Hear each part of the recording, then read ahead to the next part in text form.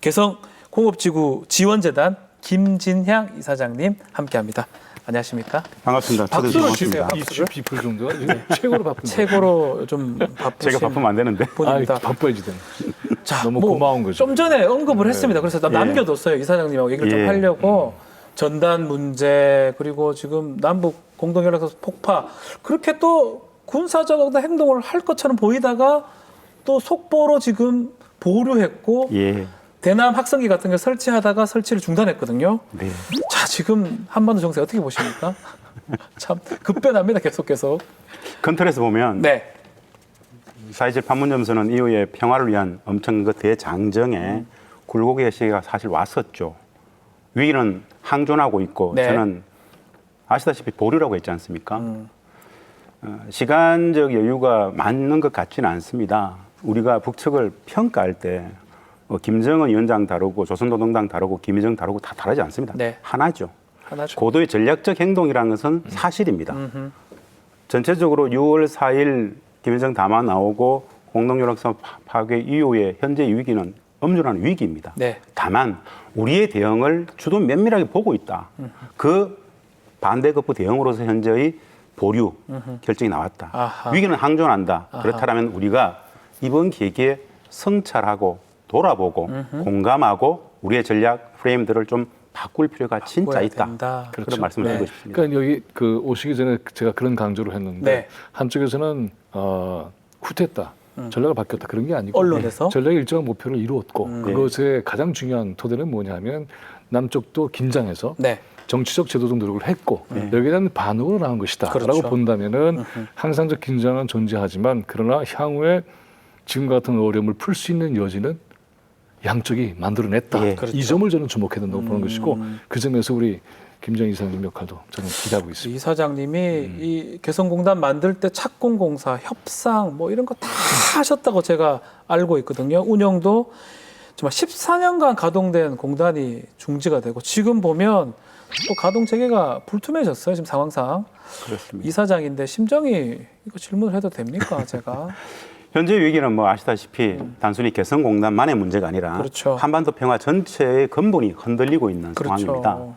2018년 평창 동계올림픽 이후에 4.27, 6.12 최초의 북미 정상회담, 9.19 평양선언 그 어마어마했던 시간들이 그야말로 신기루처럼 사라지고 없어졌어요. 눈앞에 있는 2017년도에 그 엄청난 엄혹했던 군사적 긴장이 돼도 될 상황까지 버렸어요. 가고 있죠. 네. 이걸 본다라면은 개성공단 문제를 푸는 것만큼이나 전체의 틀을 바꾸는 것 저는 진짜 성찰된다고 봅니다. 이 위기는 사실은 예견된 위기였습니다. 우리의 정세 인식이 굉장히 나이브했고 남북미 관계, 역관계에 대해서 우리가 제대로 볼 수도 없었고 9.19 평양선언 이후에 한미 워킹그룹, 미국의 방해, 네. 눈치 보기, 우리의 소극성 그리고 228 하나의 노딜 1년간 연말까지 기다리겠다는 그 부분들이 좌절되고 사실은 결정적으로 그 2019년 12월 마지막 3박 4일간의 북측이 심사숙고 그때 국가전략을 다시 바꾸어서 새로운 길 정면 돌파전을 발표했을 때 우리는 굉장한 대비를 했었어야 됩니다. 그때 대비를 했었어요. 이미 그때 위기는 공표가 된 겁니다. 그 그것이 2019년 12월 마지막 날이었습니다. 네. 2020년 들어왔습니다. 네. 코로나로 바로 막혔죠. 그렇죠. 북측이 정면 돌파전을 가동할 수 있는 시간적 텀을 코로나가 사실은 막은 거죠. 그 시기에라도 우리가 엄중하게 몰려오는 위기를 감지했다라면은 나의 박에 팔짱 끼고 그냥 방치할 것이 아니라 적극적으로 뭔가 모색을 했었어야 되는데라는 안타까움이 참 큽니다. 근데 그 점에서 보자면 네. 우리 사회에서 북에 대한 이해를 보다 깊게 해야 할 필요가 좀 있다고 맞습니다. 봐요. 그게 네. 뭐냐 하면은 지난 2년 동안 제가 이제 페이스북에 그런 얘기 했었는데 2년 동안의 인내와 자제의 경의를 표한다 이렇게 얘기를 했는데 굉장히 적극적으로 얘기한 거죠. 김정은 위원장한테 했던 얘기죠. 엄청난 말씀이시죠. 네, 근데 사실은 맞습니다. 그런 측면이 분명히 있는 거죠. 네. 왜냐하면 4.27 그다음에 우리 대통령이 평양에 방문하셨고 네. 거기에서 말하자면 환영하고 대접했던 역사가 있잖아요. 네. 그러면서 네. 기대했던 것들이 있잖아요. 그리고 이거 상상하기 어렵잖아요. 북의 인민군의 사회를 남쪽 대통령이 받아. 이야. 그걸 거꾸로 생각하면 우리 쉽지 않겠죠. 어마어마한 이런 모든 것들. 그러면서 북에서 조성된 남쪽에 대한 기대와 그리고 미래 전망 이거의 아주 깊이와 크기를 이해하지 못하면 네. 안 되는 거죠. 근데 맞습니다. 그 2년 동안에 그것을 위한 성과를 향해서 진전했는가라고 물어봤을 때 사실은 우리가 얘기하기가 좀 쉽지 않죠. 맞아요. 그런 점에서는 공식으로 얘기하기는 어렵기 때문에 네. 저는 국민의 한 사람으로서 사과하고 싶다 이렇게 얘기를 했어요. 이렇게 하지 않으면 그러면 이 문제를 풀 길이 저는 없다고 보는 거죠. 그래서 2019년에 그러한 대돌파 전략이라고 하는 것도 그러한 2년 동안의 4.27부터 시작을 해서 북한의 전략이 맨 처음에 북이 만났을 때 이런 얘기를 하죠. 우리가 서명한 건 참 많지만 실행한 게 별로 없다. 이거 실행 꼭 합시다는 실행에 방점을 뒀어요. 그렇죠. 저는 이게 굉장히 중요해요. 네. 할아버지 아버지 때부터 시작해서 경험했던 이 경험의 모든 것이 압축된 단어가 실행이에요. 네. 그렇잖아요. 그래서 사실은- 그러한 것을 이해하는 것이 이 문제를 푸는데 결정적이다. 이 네, 이사장님. KTV를 지켜보시는 시청자분들께서 꼭 공감했으면 싶은 이야기가 네. 바로 교수님 이런 이야기입니다. 그렇죠. 편안하게 쉽게 받아가지고 한번 말씀드려보겠습니다. 네. 왜 이런 위기가 왔는가? 북측은 왜 아파할까? 왜 그렇죠. 분노하고 있을까? 그렇죠. 저는 기본적으로 북측을 삐졌다고 얘기하면 안 됩니다. 왜 화내는가에 대해서 먼저 알면 공감이 됩니다. 그렇죠. 그런 건데요. 압축해 보면 그런 겁니다. 북측은 2017년도에 뭐 큰 단춘이 작은 단춘이 미국과 그렇게 의목했던 전쟁이 있었지 않습니까? 국가 전략을 바꾸면서 미국의 핵선제 공격 전략을 염두에 두고 국가 전략을 바꾸면서까지 4.27 판문점 선언과 6.12 싱가포르 합의 9.19 평양선언을 했습니다. 이 모든 위기의 근본 배경에는 딱 한마디로 압축할 수 있는 원인이 있습니다. 뭐죠? 우리에게 4.27과 9.19의 합의를 실천하라는 겁니다. 아, 솔직히 이야기하면 예. 저는 6.15도 14도 현장을 14는 현장을 지켰었고 네. 4.27, 9.19 늘 지켜봤었죠. 그렇죠. 방금 교수님 말씀처럼 북측은 6.15부터 지금까지 정상 간의 합의가 4개가 있는데 6.15, 14, 4.27, 9.19입니다. 네. 우리한테 일관되게 했던 이야기가 있어요. 왜 남측은 늘 새로운 선언을 하는지 모르겠다. 6.15만 잘 지켜도 된다. 14만 잘 지켜도 된다. 하나라도. 그 많은 합의들 방치하고 비준도 안 하고 실천은 하지 않고 이거 네. 그때 이거 안 된다고 얘기했었거든요. 마찬가지로 4.27과 9.19에는 어마어마한 합의들이 많습니다. 그렇죠. 그것이 네. 소위 말하는 한미 워킹그룹에 갇혀가지고 하나도 실천되지 못하는 과정 속에서 자기들은 국가 전략을 바꿨는데 나름 북측은 한미 관계나 남북미 관계 3자 관계에서 본다라면은 네. 사실은 영변, 풍계리, 동창리 참으로 많은 것을 양보한 건 사실입니다. 네. 그랬음에도 불구하고 북측이 진짜 원했던 것, 종전선언도, 평화협정도 미국의 대북 적대 정책을 내려놓는 상징적 조치인 일부 제재 완화조차도 안 했죠. 내놓지 않는 상황 속에서 수천, 7천 킬로를 가가지고 노딜로 돌아왔지 않습니까? 그럼에도 불구하고 2019년 연말까지는 기다려주겠다 그랬었어요. 네. 하나만 가져오라. 아까 우리가 그런 토론을 했죠. 볼턴의 회고를 보셨죠. 네. 참혹하지 않습니까? 그렇죠. 예. 제가 왜 참혹하다는 이야기하느냐. 윤리와 도덕의 의식 수준이 그 정도인 사람들의 그 단순한 이벤트적 속성 하나를 가지고 우리는 2년을 협의했었습니다. 그렇죠. 우리는 그걸 따라왔으니까요. 저는 그게 도무지 용납이 되지 않아요. 맞아요. 이게 분노라는 것이죠. 그래요. 북측은 볼턴 해고를 또 보고 있을 겁니다. 그 속에서 자기들이 몰랐던 한미 관계를 또 볼 거예요.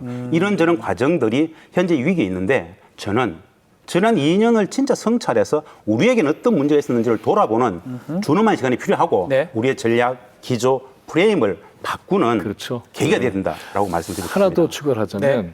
이 과정에서 이제 북의 격려나 분노를 이해하는 것뿐만이 아니라 이 과정에서 이대로 만약에 가게 되면 우리 대화의 상대인 북쪽의 리더십이 굉장히 위기에 처해요. 안에서부터. 그럴 수밖에 없잖아요. 그렇죠. 내놓을 게 없잖아요. 그래서 어떻게 되느냐면 북의 리더십이 강성으로 갈 수밖에 없는 출구가 그것밖에 없는 쪽으로 가게 되면은 굉장히 위험해지는 거죠. 그러니까 네. 어떻게 보면은 북쪽의 리더십이 안정되게 대화 국면을 나갈수록 돕는 것 또한 우리의 책임이에요, 사실. 책임이다, 그런데 그것도. 이거를 제대로 하지 못하게 되면은 그럼 당연하게 강성화 전략으로 가지 않으면 그 리더십이 생존할 수가 없죠. 그렇죠. 이런 점을 우리가 방조하고 동시에 어허. 존 볼튼도 그런 것까지 내다보면서 그렇게 한 거죠. 네. 그래야만 한반도의 긴장이 적대화되고 이걸 토대로 해서 미국의 군수산업 체제가 이익을 얻는다는 가동되는 게 거죠. 너무나 네. 뻔한 거니까. 본질입니다. 그렇죠. 그렇죠. 네. 자, 다시 개성공단으로 한번 네. 돌아가 보죠. 네. 남북 연락사무소 폭발 소식 들었을 때 깜짝 놀랐을 것 같은데 어쨌든 그 안에 입주 시설의 피해는 없었습니까? 네. 뭐 그 상황 발생 가장 저희들이 정확하게 알고 있습니다. 예. 현장을 14년간 지켰었기 때문에 아. 남북 공동연락사무소 그 건물은 예. 애초 2008년도 정공 당시만 하더라도 남북교류협력협의사무소였습니다. 네. 이게 남북경협사무소가 되고 2018년 9월 남북공동연락사무소로 다시 이제 개조가 되었죠. 네.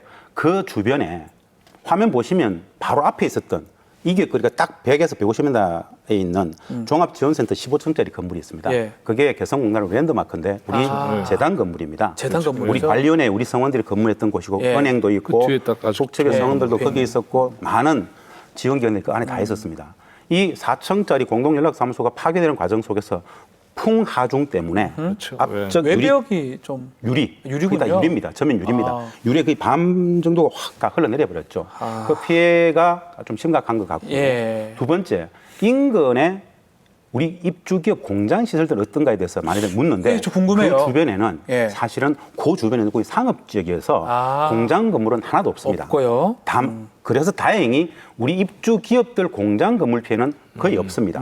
다만 우리 종합지원센터 그 피해가 있다라는 정도를 말씀을 드릴 수 그래서 있습니다. 저는 그래서 네. 어떤 생각을 했냐면은 이게 정말 어떤 반전의 계기가 되면은 4층짜리 정도가 아니고 한꺼번에 거기에 컴플렉스로 딱 하나 정말 더 큰 거, 더 좋은 큰 거. 더 좋은 기회로. 거. 예, 그거를 기회로. 그렇죠. 만들었으면 좋겠어요. 예. 근데 우리 네. 이 교수님께서 항상 주장했던 거 있어요. 이 개성공단에서 지금 코로나19 할 때 마스크를 거기서 생산하자. 그 얘기를 그때 아니, 하셨거든요. 그거는 이미 우리 저 김지향 이사장님 예. 생각이셨군요. 예. 결국은. 갖고 저는 거기다 이제 이게 1차 가공 시스템이 있기 때문에 네. 그건 진행을 하고 여기에 의료 클러스터라고 하는 걸 딱 만들면 그렇죠. 그 첨단으로 해서 이게 미국에서 맞겠지만 그래도 이걸- 우리가 의료 시스템 세계 방역 평화 방역 시스템으로 전환시키면 예.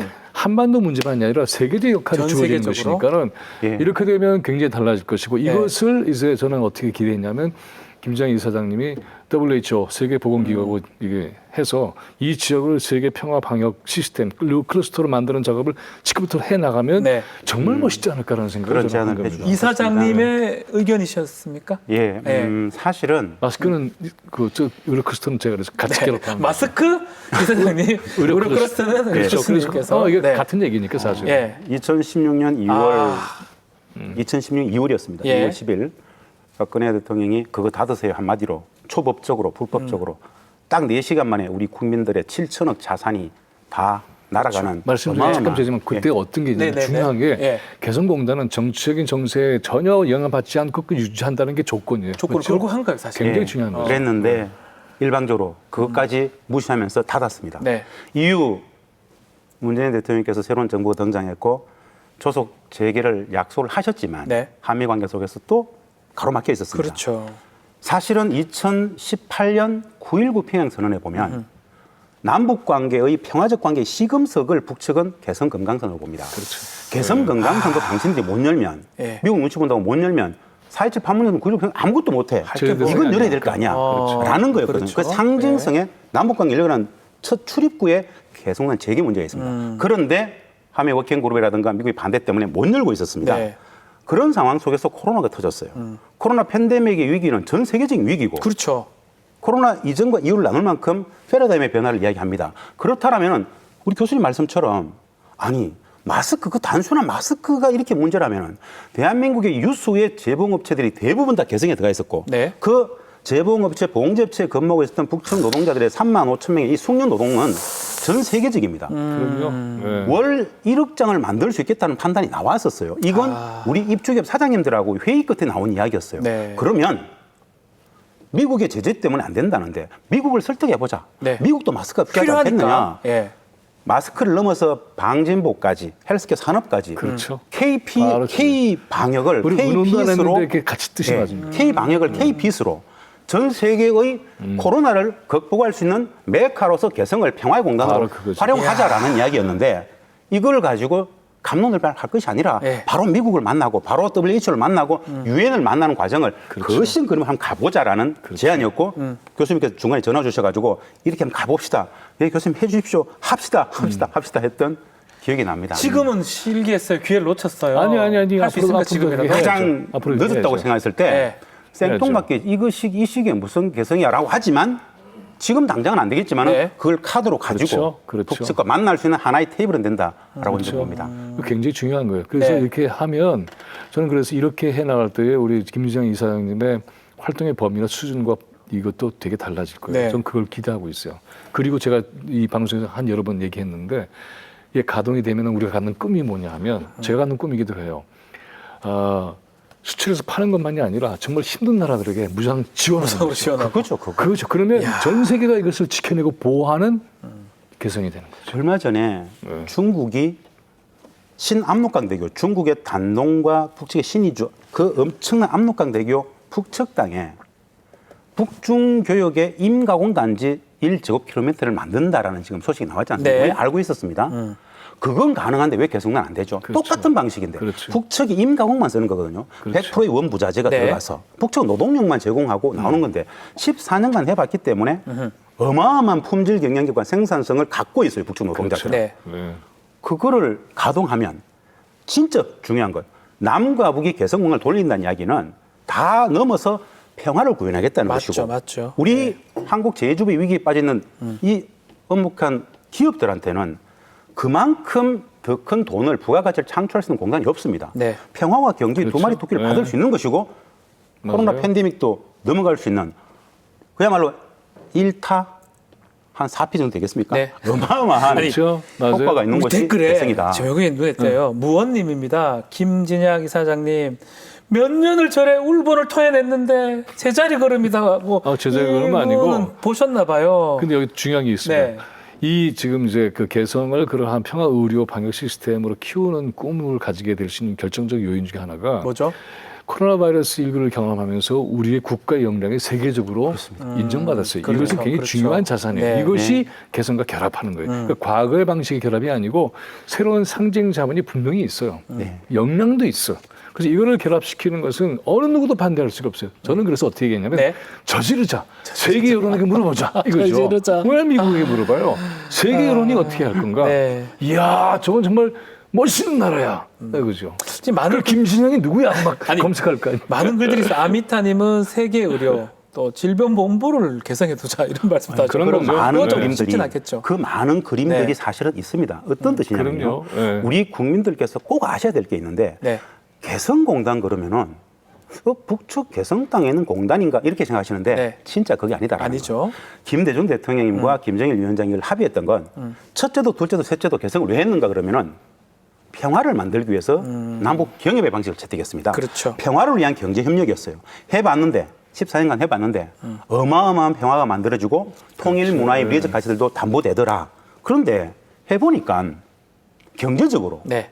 우리 남측의 입주 기업들한테 전 세계에 이것보다 좋은 개성보다 그렇죠. 좋은 네. 공단은 없더라는 없다. 것을 14년간에 우리는 실증을 했어요. 알겠습니다. 말도 통하죠. 평화를 위한 경제, 경제를 위한 평화, 평화 경제가 선순환되는 곳이 바로 개성이더라. 네. 이거 그렇죠. 예. 우리 국민들이 개성은 평화였구나. 돈도 엄청 빌린다고 우리가 구조적 저성장을 넘어갈 수 있다고 국민이 행복해진다고 그것만 알면 저렇게 방치되고 있는 개성난을 놔두지 않겠죠. 그렇죠. 우리 국민들이 예. 진짜 알았으면 좋겠다는 생각입니다. 아쉽네요. 그 전에 아쉽네요. 거기는 아쉽네요. 군사기지였어요. 네. 그 갖다가 허물고 뒤로 뺀 뒤로 거예요. 다 뺐어요. 군사부. 네. 국제선 6만의 쪽. 군병력을 네, 뺐습니다. 뒤로 국책이. 뺐어요. 예. 네. 자, 그럼에도 우리 또 옛날 얘기를 했지만 네. 지금 상황은 만만치 요거 하나는 한번 두 분한테 공히 여쭈고 싶어요. 북한의 이 강원 전략 같아요. 김여정은 우리 이른바 배드캅 같고 김정은은 굿캅이라고 하나요? 두 사람이 좀 달리 좀 얘기를 하는 것 같은데 진짜 숨은 의도는 뭘까요? 뭐 좀 전에 당연히 얘기를 그렇게 해야 되는 거 아니에요? 네. 정확하게 본질을 이걸 좀 우리 시청자분들이 알았으면 좋겠습니다. 우리는 현상적으로 눈에 보이는 건 보려고 분석하려고 합니다. 다시 말씀드리지만 남북 관계는 모든 인간 관계가 그런 것처럼 철저히 상호작용의 관계입니다. 상호작용이다. 일방적인 관계는 없습니다. 그렇죠. 왜 저러는가? 한마디로 4.27과 9.19의 어마어마한 판문점 선언 시대, 새로운 한반도의 평화의 시대를 열려고 약속까지 하고 합의까지 참 많이 했는데 그것이 우리 남측 당국의 소극성 때문에 미국 뒤에 숨어서 실천되지 않는 과정 속에서 그 불만을 터뜨리는 건데 그 결과로서 북측이 제시한 것이 바로 2019년 12월 말에 정면 돌파전이었습니다. 그 정면 돌파. 이 정면 돌파전을 한마디로 딱 요약해보면 말입니다. 북측도 압니다. 북측이 미국에게 원하는 것은 딱 하나입니다. 실질적 평화를 구현하자. 네. 한반도 분단 체제의 본질인 휴전협정 체제, 전쟁을 못 끝내고 있는 상황을 극복하고 평화협정 체결해서 평화를 만들자라는 게 그렇죠. 북측의 대미 전략인데 네. 미국은 분단 체제 유지, 일상적인 군사적 긴장이 유지되는 것이 전략입니다. 그렇죠. 평화협정을 반대해요. 이 과정 속에서 4.27과 6.12, 9.19 쭉 오는 과정 속에서 남북 미 3자가 있는데 북측은 이미 미국은 국가 전략상 북측 자기들과 평화협정 체결을 안 할 거라고 알고 있어요. 트럼프 대통령이 네오콘들을 넘어가지 못하기 때문에 불가능하다는 걸 알아요. 볼턴 얘기 들으면 다 알 수 국가적으로 있잖아요. 선언했어요. 이미. 지금 보면, 예. 미국은 이미 기다릴 수 없다. 네. 그러면은 남북미 3자 관계 중에 한반도 땅의 한반도라도. 평화의 주체는 남과 북인데 남측이 북측하고 조금만 조응해주면 우리끼리 평화를 만들 수 있을 것 같은데 우리는 그럼 미국의 워킹그룹 안에 갇혀가지고 뒤에 숨어서 앞으로 못 나오고 있는 과정에 대한 불만들이 김여정의 3월 3일 담화부터 예. 어떻게 하는 짓거리 하나하나가 그렇게 바보스러운가 그것밖에 안 돼. 아직 모르겠어. 인식의 오류 한계를 계속 지적하면서 답답함을 토로했습니다. 그런데도 불구하고 아무런 변화가 없는 상황 속에서 정면 돌파전으로 미국과의 담판을 최후 담판 전략을 치고 나가기 위한 과정 속에서 남측도 4.27, 9.19 하나도 안 지키지? 좋아. 우리도 안 지키겠어. 우리는 미국하고 담판 지어야 되겠어. 그 정지 작업으로서 위기를 국면 올렸고 네. 남북 공동연락사무소를 파괴한 것은 4.27 판문점 선언을 상징적으로 파괴한 것이랑 다름없다. 그 위기의 본질을 다시 드러내 놓음으로써 한반도는 전쟁 중이다. 이 비정상의 전쟁 상태를 매일매일 유지하는 것 자체가 우리는 비정상인데 네. 귀측은 이걸 정상으로 보는가? 전쟁 중이야. 그 모든 본질을 다시 다 갖다 놓고 최후 담판을 짓기 위해서 미국으로 정면 돌파를 하기 위한 과정에서 최근에 위기가 올라갔고 이야. 마지막으로 김정은 위원장이 다시 브레이크를 걸고 남측의 당국 태도를 한번 보겠다고 해서 일정의 보류 시간을 가졌다는 것이죠. 이 시기에 대통령께서 진짜 유일하게 남은 대통령께서 잘하셔야 잘해야 된다. 이후의 위기를 기회로 만들어갈 수 요거 있다. 한 번만 짚어볼게요. 이 네. 보류가 요거만 말하자면 네. 매우 중요하게 탄생한 정치 공간이에요. 맞습니다. 이 정치 공간을 확실하게 해야 된다. 해야 되는데 여기에 원칙이 하나 있어요. 그게 뭐냐면 북쪽은 지금 3대에 걸칩니다. 그렇죠? 할아버지, 아버지 이렇게 왔잖아요. 근데 성과는 없었고 양측을 강경하게 만들었긴 했지만 7.4 공동성명부터 지금까지 보면 자주, 평화, 민족대단계 이 원칙은 네. 일관해서 이어지고 있고 4.27도 그랬고 다 맨 첫 항이 뭡니까? 우리 민족끼리 우리의 문제를 자주로 풉시다. 이게 원칙이에요. 근데 이 문제를 지켜내지 못하면 한 걸음도 못 나가는 그렇습니다. 거죠. 그래서 이것을 볼 수 있는 그러한 현장, 가장 쉬운 현장 그것이 바로 개성이고 금강산이었어요. 근데 이거 못해? 그럼 다음에 기다리기가 어렵잖아. 그래서 저는 이런 얘기를 합니다. 남과 북은 남들이 모르게 몰래 만나서 할 얘기 다 하고 그냥 빵빵 터뜨려서 뒤돌이킬 수 없게끔 불가역적으로 만드는 작업이 좋죠. 우리한테는 반드시 필요해요. 평화의 불가역 글 중에 제가 마음에 드는 댓글들이 많아요. 사랑공간님이 김재양 선생님 말 너무 시원시원해 하신다라고 글을 주셨고 커피 중독 이분이 정말 좋은 글 썼어요. 종편이나 거의 모든 언론에서는 단순히 북한을 적대시하기 때문에 국민들이 이런 상황을 이해를 못한다는 거예요. 오늘 두 분의 얘기를 들으면서 약간은 이해를 한다. 무조건 적이라고 생각하고 대화가 안 되는 거거든요. 네. 우리가 조금이라도 이해를 해보자고 맞습니다. 해야지만이 그렇습니다. 북을 알 수 있는 거 아니겠습니까? 앞으로 전략도 세울 수 있고. 흥정은 붙이고 그렇죠. 싸우면 말리라고. 말리라고. 이 땅의 주인은 우리가 주인인데 네. 평화가 기본인데 분단 속에서 일상적인 전쟁 위기 속에서 5천만, 8천만의 생존권이 쥐락펴락해지는 이 불안정성을 넘어서 평화하기 위해서는 그렇죠. 우리가 네. 문제 해결형, 평화 지향형 해법을 내놔야 되고 네. 북은 나쁜 놈이라고 이야기하는 순간 하나도 안 답이 안 되겠죠. 나온다는 안 되겠죠. 거. 예. 결국 우리의 생존권과 국민 행복을 지키기 위해서 문제의 본질을 직시하자라는 이야기입니다. 이 사장님은 꾸준히 우리 남북 4대 합의에 대해서 네. 국회 비준의 필요성을 계속적으로 얘기를 하셨는데 예. 이게 가능합니까? 어떻습니까? 매우 쉽습니다. 아주 단순합니다. 제가 이제 네. 훨씬 쉬워졌죠. 당국 관계의 단절이 오래됐습니다, 사실은.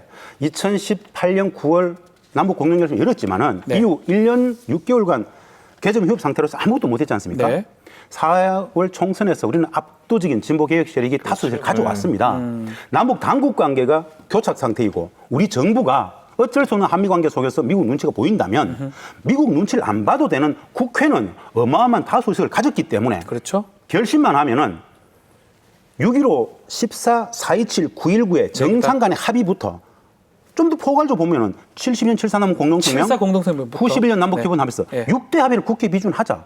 북측은 2000년 6.15 공동선언을 그들의 국회의 성격을 가지고 있는 최고인민회의에서 예. 비준했어요. 비준했죠. 우리는 예. 비준 안 했어요. 예. 이걸 국회가 비준해버리면, 비준 동의하면 구조적이고 물리적으로 4대 합의를 실천할 수 있는 물적 토대를 아하. 그렇죠. 확보하는 것이죠. 예. 예산도 쓸 수 있고 네. 마음껏 제도화시키는 겁니다. 즉 평화의 법, 통일의 법인데 이거 국회가 비준을 했는데 실천 안 하고 있으면 정부가 직무유기가 됩니다. 그러면 평화와 통일의 제도적 실천을 담보하기 위한 국회의 성격으로서 이건 제가 보기에 더불어민주당하고 집권 전체적인 우리 진보개혁실의 당들이 그냥 하자라고 하는 순간 바로 통과할 수 있습니다. 190석 정도 되죠. 그렇죠. 예. 예. 아무 문제가 없어요. 그런데 저는 이것이 그 이전과 이후를 바꿀 만큼 엄청난 사건이 될 것이다. 북측 입장에서는 예. 실질적으로 평화의 질서를 남측 당국이 아닌 국회가 만들었구나. 아. 이제 실천이 될 수밖에 없겠구나라는 기대를 할 수 있지 않겠습니까? 북한이 기대를 할 수가 있다. 현재의 위기를 기회로 만들 수 있는. 근데 북측이 막 파괴하고 이러니까 다시 쭉 움찔하고 있는데 네. 요 열린 공간 속에서 예. 저는 우리 진보개혁실의 당들이 머리를 맞대고 그렇죠. 위기를 네. 기회를 만들어야 돼. 대반전의 계기가 저는 4대 합의 국회 비전을 봅니다. 야, 자, 지금 교수님. 어떠냐면 네. 그래서 우리 6.15를 지냈고 내일이 6.25예요. 우리는 그 사이에 네. 있는 거예요. 지금 사실은 평화와 전쟁 그 사이에 있어요. 어디로 갈 건가? 답이 나오죠. 6.25로 가면 안 되잖아요. 안 되죠. 너무 그거는 뭐 훌륭해요. 당연한 그리고 거 아닙니까? 남북 양측이 전쟁 종전 선언을 했잖아요. 말하자면 구두로라도. 남과 북은 했어요. 네. 그렇죠. 그러니까 이와 같이 이렇게 해서 경로는 뻔히 답이 나와 있는 것이고 평화협조로 가는 길이고 그래서 평화 체제를 강화하는 방식으로 가는 여러 가지 노력들을 이제는 한꺼번에 할 수 있는 그런 상황이 됐어요. 예. 네. 제도도 법도 수단도 능력도 다 골고루 갖춰져 있으니까는 도장을 찍으면 됩니다. 교수님 말씀 나누면 희열이 생겨요. 두 분 말씀 드리니까 제가 희열이 생겨요. 뭐냐면 방금 저 말씀하셨는데 예. 보도를 받으면 제가 오늘 나오기 전에 예. 페이스북에 범국민운동 하나 제안하고 나왔어요. 뭐냐? 6.15와 6.25 사이 있다 그랬잖아요. 네.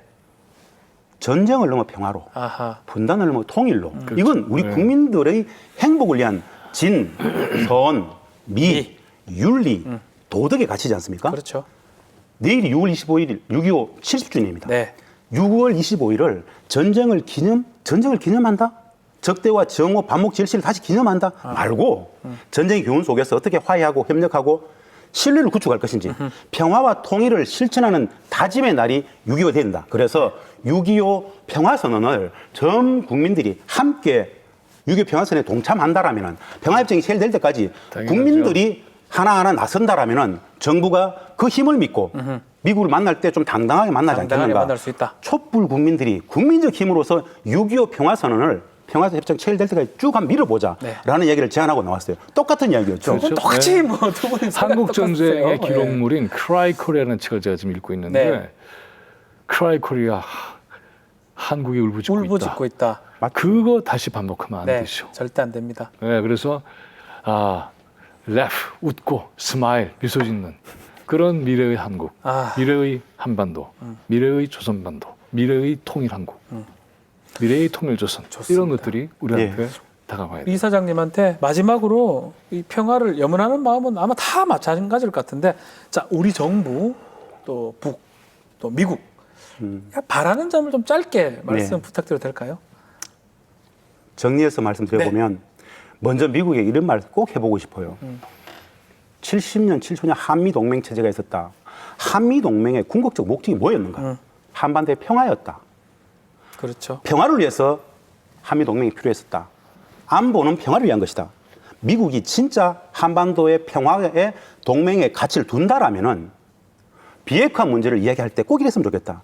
북에게 비핵화를 요구할 것이 아니라 북이 핵을 가지지 않아도 되는 조건들을 만들어주면 된다. 비핵화 문제의 해법의 본질은 북이 핵을 가지지 않아도 되는 조건을 만들어주면 되는 것인데 그게 바로 평화협정 체결이다. 평화협정이다. 그게 비핵화의 가장 빠른 길이다. 그렇죠. 네. 평화협정 체결을 통해서 한반도 평화를 구현할 수 있는 곳에서 진짜 한미동맹 가치에 미국이 입각해달라는 이야기 꼭 하고 싶고요. 하고 싶고, 예. 우리 정부에게는 더 이상 비핵화의 프레임에 갇혀 있어서는 안 된다. 비핵화를 넘어 평화의 프레임을 넘어야 된다. 비핵화의 중재자에서 평화의 당사자로서 적극적인 우리 역할을 해야 되는데 한미동맹의 제재의 프레임으로 북을 볼 것이 아니라 남북 공조의 민족의 공조 입장에서 미국 문제도 풀 수 있어야 된다라는 이야기를 꼭 드리고 싶고요. 사실은 프레임을 전환시키기 위해서는 인식의 전환이 필요한데 북에 대한 온전한 제대로 된 이해를 하기 위한 노력들을 진짜 해야 된다. 노력이 있어야 된다요. 그렇죠. 예. 북에게는 사실은 결국 교수님 말씀하셨다시피 6.15, 14, 4.27, 9.19에서 항상 합의했던 남과 북이 한반도 평화의 당사자로서 우리 민족끼리 자주적으로 결국 평화를 위해서 가야 되지 않겠는가. 굴곡이 있겠지만은 더디더디 가겠지만은 네. 평화를 위한 노정에서 평화를 위한 해결의 방도로서 소위 말하는 전쟁적 군사적 긴장을 야기하는 것보다는 평화적 방법으로서 좀 더 인내하고 같이 갔으면 좋겠다. 이 말씀을 꼭 좀 드립니다.